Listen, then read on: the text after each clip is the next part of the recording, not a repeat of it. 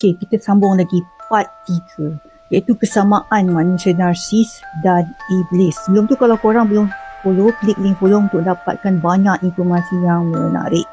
Yang pertama ialah triangulation, iaitu mengadu domba untuk pecah dan perintah.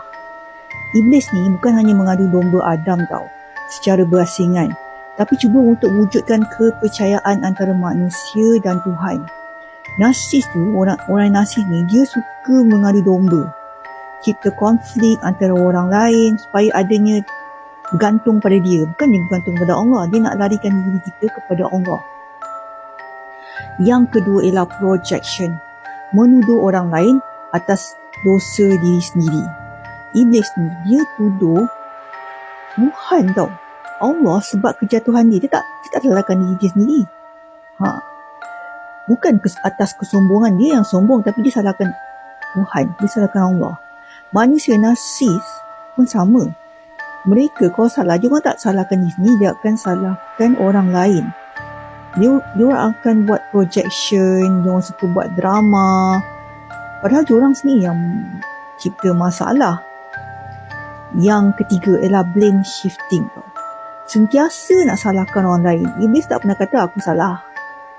Dia salahkan Adam, salahkan Allah, salahkan Hawa. Begitu juga dengan narsis. Walaupun mereka jelas menyakiti orang lain, mereka akan buat semua orang rasa bersalah. Contohnya macam ni lah kan. Dia dah mengaku dia bersalah, tapi dia akan salahkan orang lain. Oh, aku memang betul salah, tapi korang pun sama. Korang pun patutnya lagi teruk. Korang yang patutnya sedangkan aku. Korang pun lambat, korang pun lembab, slow. Patutnya korang lah. So macam tu, nampak namanya blame shifting. Dan nama dah mengaku salah, nanti dia blame shifting pada orang lain.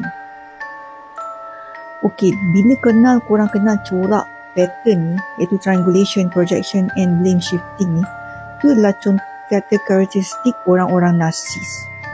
Pilihlah supaya kita tak terperangkap dengan manipulasi diorang yang memusnahkan.